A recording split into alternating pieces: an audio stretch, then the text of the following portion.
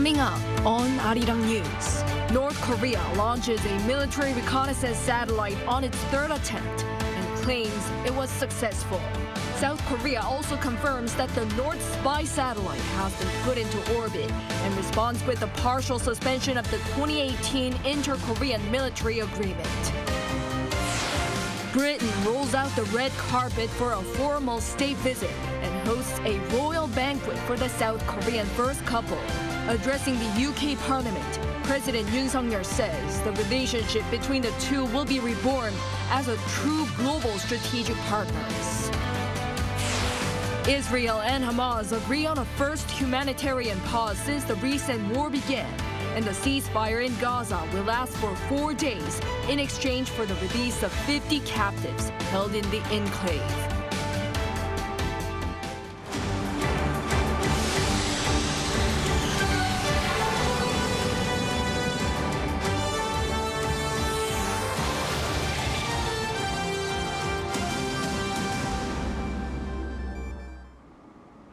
Good evening. It's 9 p.m. here in Seoul.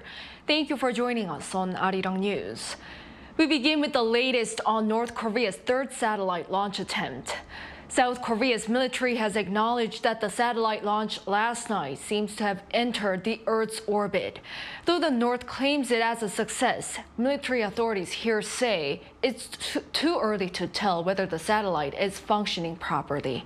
Our defense correspondent Choi Min-jung reports. South Korea's military has assessed that North Korea's so-called military reconnaissance satellite has entered orbit. The Joint Chiefs of Staff said Wednesday evening that the assessment was made after comprehensively analyzing its flight path as well as other signs. However, it said that more time for analysis is needed to determine whether the satellite is working properly together with the U.S. Speaking during a radio appearance on Wednesday, Seoul's Defense Minister Shin Won-sik also confirmed that the satellite appears to have entered the Earth's orbit. The assessment comes as North Korea's state-run Korean Central News Agency on Wednesday said that it succeeded in putting what it calls a military reconnaissance satellite into orbit late Tuesday night. Pyongyang had failed with its two previous attempts, once in May and once again in August. North Korean leader Kim Jong-un was reportedly on site to observe the launch. He warmly congratulated the executives, scientists, and engineers of the entire National Aerospace Development Administration and related organizations who most accurately and brilliantly implemented the decisions of the 8th Congress of the Workers' Party of Korea. The state-run media also reported that the spy satellite will officially begin its reconnaissance mission on December 1st, after going through an adjustment period of 7 to 10 days. One expert says that even if the launch was successful, it's too early to tell whether the satellite will serve its purpose. There's no concrete evidence that the 만리경 1호, the satellite launched this time, will have the capacity to provide reliable, high-quality resolution military photographs that can be actually used for military benefits. Tensions in the region are expected to rise as Pyongyang vow to launch more spy satellites in a short span of time. Choi Min-jung, Arirang News. In response, South Korea partly suspended the 2018 Inter-Korean military agreement this afternoon, specifically the no-fly zones that ban aerial reconnaissance over the military demarcation line. Our North Korean affairs correspondent Kim Jong-sil has more. On Wednesday, the Ministry of National Defense announced that the military will resume reconnaissance and surveillance activities along the military demarcation line as of 3 p.m. This means the South Korean military can now fly aircraft over the MDL to detect and monitor signs of North Korean provocations as it did in the past. The announcement came after the government decided to partially suspend the 2018 Inter-Korean Military Agreement, also known as the September 19 Military Agreement, following Pyongyang's spy satellite launch on Tuesday night. Earlier in the day, South Korean President Yoon led an emergency National Security Council meeting online during his state visit to the UK. Article 1, Clause 3 of the agreement states the extent of no-fly zones above the military demarcation line for all aircraft types. It also bans aerial reconnaissance activities within 25 kilometers of the MDL. Deputy Minister for National Defense Policy Heo Tae-geun strongly condemned Pyongyang's late-night satellite launch. North Korea has launched a military reconnaissance satellite in an attempt to enhance surveillance and reconnaissance capabilities against South Korea, especially when our military has limited access to keep an eye on the North provocations due to the designation of the no-fly zones. Senior officials of relevant ministries said the suspension will remain in effect until, quote, mutual trust is restored between the South and North. This is the first time that South Korea has officially declared the suspension of an inter-Korean agreement. According to the Ministry of Unification on Wednesday, a total of 258 agreements have been made and documented between the two Koreas since 1971. Yonhap News Agency reported that North Korea has unilaterally declared a termination or annulment of such agreements more than 6 times. Kim Jung-sil, Arirang News. The United States strongly condemned Pyongyang's latest satellite launch, saying it's a violation of multiple UN Security Council resolutions. A similar message was sent from Japan too. Jung Won-ju with the details. North Korea's latest spy satellite launch has invited strong condemnation from the United States and its partners because the UN bans North Korea from conducting satellite launches, calling them covers for tests of missile technology. The UN Secretary General condemned the latest launch and reiterated a call for the North to return to its path of denuclearization. U.S. National Security Council spokesperson called the launch a brazen violation of multiple UN Security Council resolutions. A U.S. State Department spokesperson said the launch employed ballistic missile technology, which UN resolutions ban North Korea from using. In brief remarks to reporters upon arriving at the Prime Minister's office on Tuesday, Japanese Prime Minister Fumio Kishida condemned the late-night launch, referring to it as a serious situation that affects the safety of people in Japan. Kishida also reiterated his commitment to continue working with the U.S. and South Korea to respond to Pyongyang's launches. The U.S., South Korea, and others have accused North Korea of shipping conventional arms to support Russia's war in Ukraine in exchange for Russian technologies to enhance its own military programs. Both North Korea and Russia have denied the accusations. Jung Won-ju, Arirang News.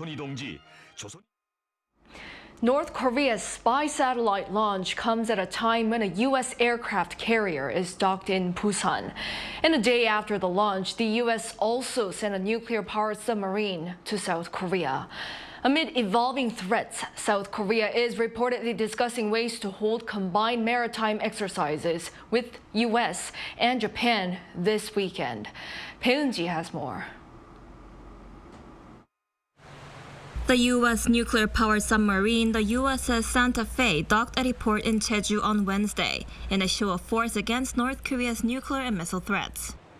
The Los Angeles-class submarine is part of the U.S. Navy's Carrier Strike Group 1, along with the USS Carl Vinson aircraft carrier that arrived in South Korea the day before. Seoul's defense minister Shin Won-sik visited the aircraft carrier on Wednesday and criticized North Korea's latest satellite launch. He said while the carrier is in South Korea, the country will lay out plans for a bilateral maritime exercise with the U.S., as well as a trilateral one with Japan, to be able to immediately respond to any type of threat from North Korea. According to government sources, South Korea is currently in talks with the U.S. and Japan to hold the joint drills involving USS Carl Vinson this weekend. A bilateral maritime exercise with the U.S. Carrier Strike Group 1 will likely take place on Saturday, and then a trilateral one with Japan's military forces on Sunday. The commander of the Carrier Strike Group said Wednesday that the visit reflects the mutual interest between Seoul and Washington, and stressed that the U.S. Navy will continue to train and share information with its allies. The U.S. ROC alliance remains at a high level to provide readiness, to provide protection for the Republic of Korea against any threat, any adversary. This includes the full range of U.S. defense capabilities. The USS Carl Vinson is roughly 3 soccer fields long and can carry about 5,000 crew, in addition to more than 60 aircraft, including FA-18 Super Hornet fighter jets and E-2C Hawkeye early warning aircraft. It last visited South Korea in 2017 and is the 3rd U.S. aircraft carrier to visit the country this year, following the USS Nimitz arrival in March and the USS Ronald Reagan in October. Bae Eun-ji, Arirang News. In London, the leaders of South Korea and the United Kingdom will pen the Downing Street Accord on Wednesday, declaring an upgraded global strategic partnership. Deputy Principal National Security Advisor Kim Tae-hyo told reporters in a briefing that President Yoon Suk-yeol and Prime Minister Rishi Sunak will sign the set of bilateral documents setting out their plans for closer cooperation in key strategic areas. These include trade and economy, as well as security, as both countries seek new sources of economic growth and face various geopolitical uncertainties. The new partnership will be an upgrade from the two countries' current broad and creative partnership, falling upon the 140th anniversary of diplomatic relations and 70 years following the end of the Korean War. In light of President Yoon Suk-yeol's visit to the UK, the two countries are ramping up cooperation as part of their efforts to achieve net zero by adopting what's called the Clean Energy Partnership. The agreement between South Korea's Ministry of Trade, Industry and Energy was co-signed on Wednesday by the UK's Department for Energy Security and Net Zero. Cooperation between the two includes the clean energy transition with civil nuclear power development. Also, offshore wind is a sector the two will work together on. This also comes as the two countries signed a total of 9 MOUs based on nuclear power cooperation at the UK-Korea Business Forum on the same day. The South Korean first couple were treated to a royal banquet hosted by the British royal couple during their state visit to the UK. King Charles gave a toast with a quote from Korean poet Yoon Dong-ju, and President Yoon replied with a reference to Shakespeare. Our Oh Soo-young takes us to the scene. Quoting timeless poetry, President Yoon Suk-yeol and King Charles III celebrated 140 years of diplomatic ties between South Korea and the United Kingdom at a state banquet in Buckingham Palace. The South Korean leader and First Lady Kim Gon-hee attended an official banquet hosted by King Charles in the opulent palace ballroom. Thanking King Charles for his hospitality, Yoon said that at the heart of Korea-UK relations has been their blood alliance in the fight for peace and democracy. He noted that the UK had dispatched the second largest number of troops to aid the South during the 1950-53 Korean War.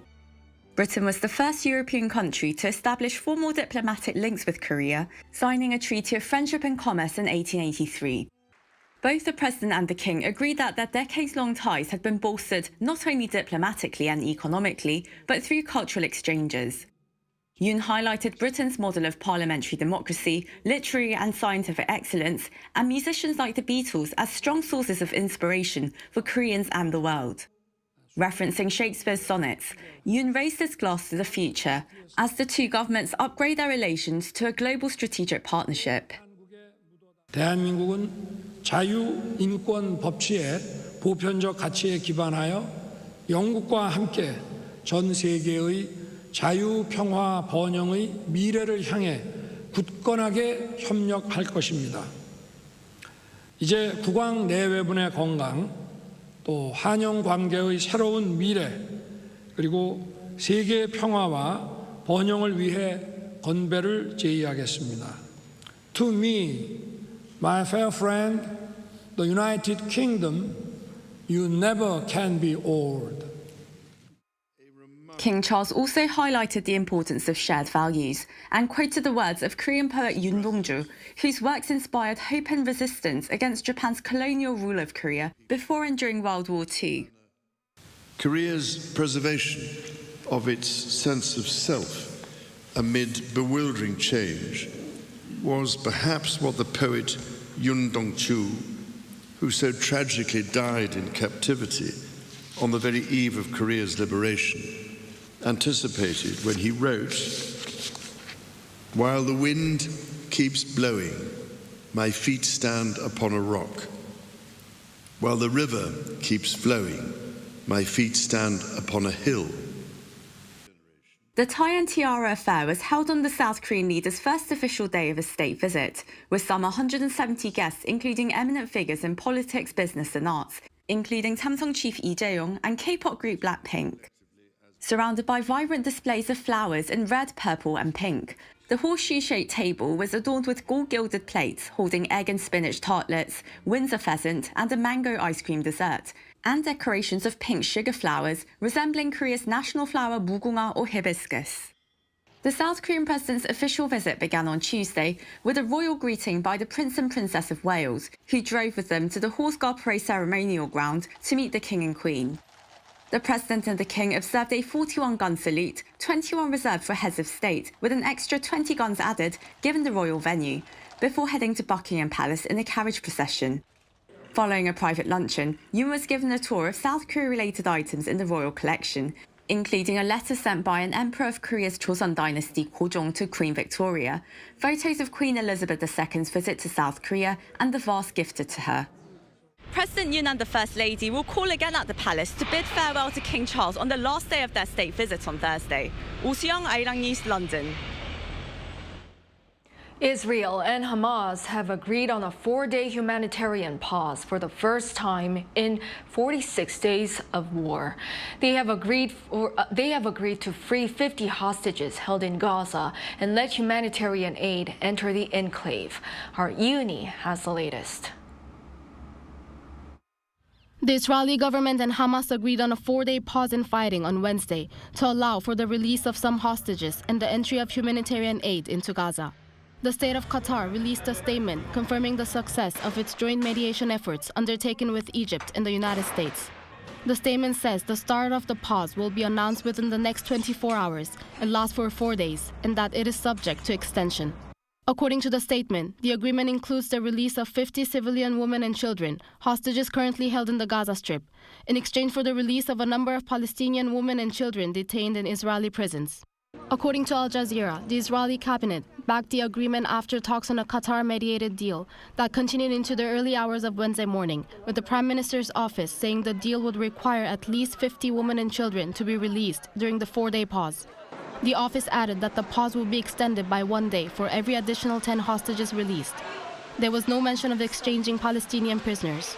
Reports say Hamas released a statement confirming that 50 women and children will be released in exchange for 150 Palestinian women and children who are held in Israeli jails. The statement also says that Israel will stop all military action in Gaza, allowing for the entry of humanitarian aid trucks. I think both sides are serious about their commitment to this truce. The fact that it took 46 days before a first truce has been agreed should tell us a lot. The United States, Qatar, as well as the Egyptians have been working very hardly behind the scene. This is the first pause of the war, in which, according to Palestinian officials, more than 14,000 people have been killed in Gaza. That started on October 7th, when Hamas killed at least 1,200 people in an attack on Israel. However, Israel stands firm in its mission to destroy Hamas. We are at war, and we will continue to fight until we reach all our goals. According to Reuters, in a recorded message at the start of the government meeting, Netanyahu vowed the war would continue until Israel achieved all its goals to destroy Hamas and return all of the hostages taken.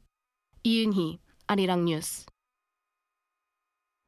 Moving on, South Korea will ease 167 regulations closely related to people's livelihoods to revitalize the local economy and to give people a helping hand.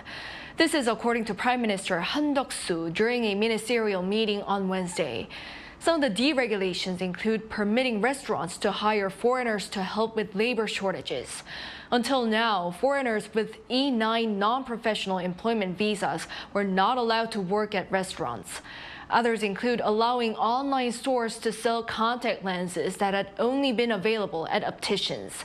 The announcement followed as the Office for Government Policy Coordination successfully eased around 1,600 kinds of regulations that were expected to create an economic effect of over 100 trillion won, or some $77 billion US.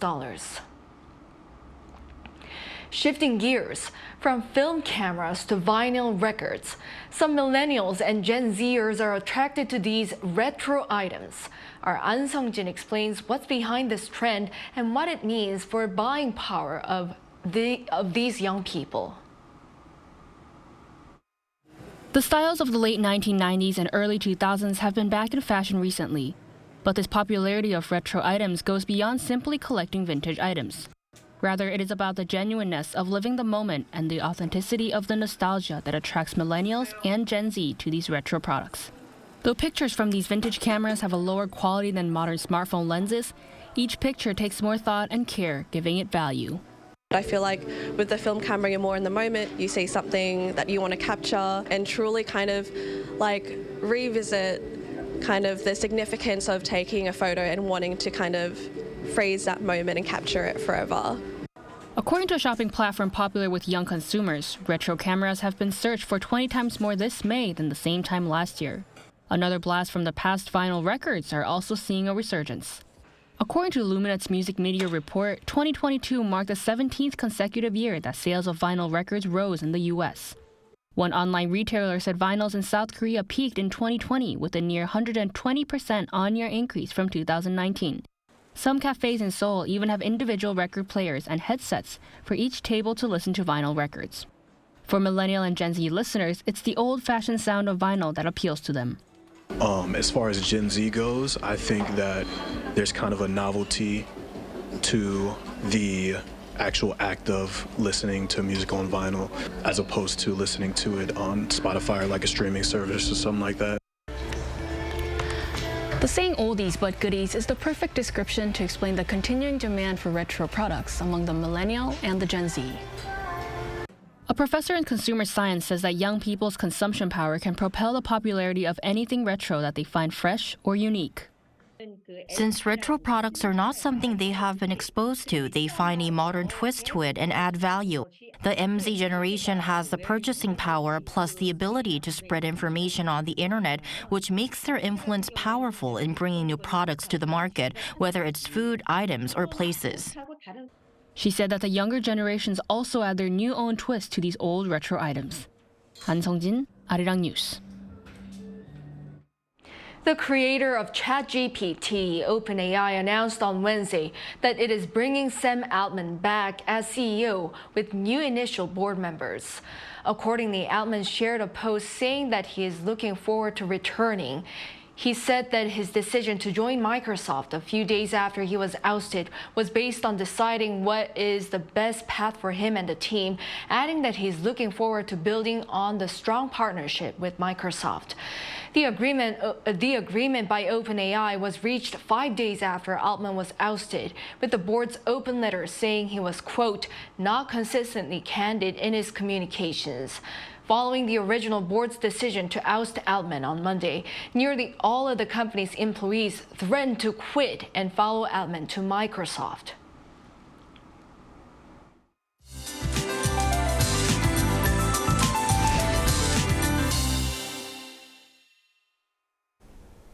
A surge of Arctic air will start to settle in tomorrow. Maximum temperatures in Seoul will be dropping by about 2 degrees at 12 degrees Celsius.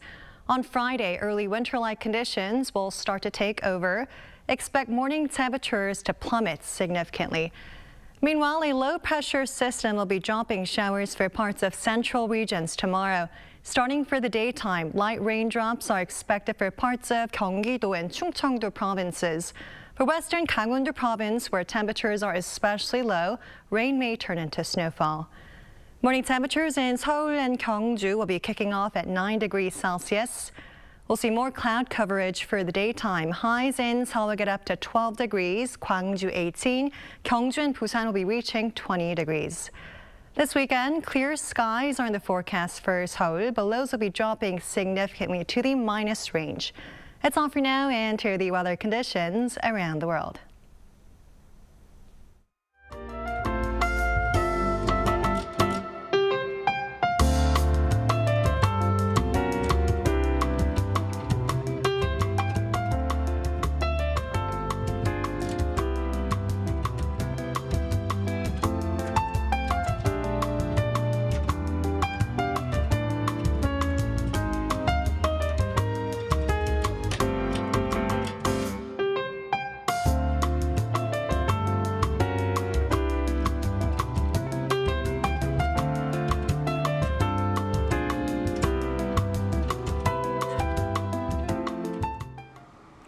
That's all for tonight's newscast. Thank you for watching. We'll be back tomorrow with the most up-to-date news. Good night.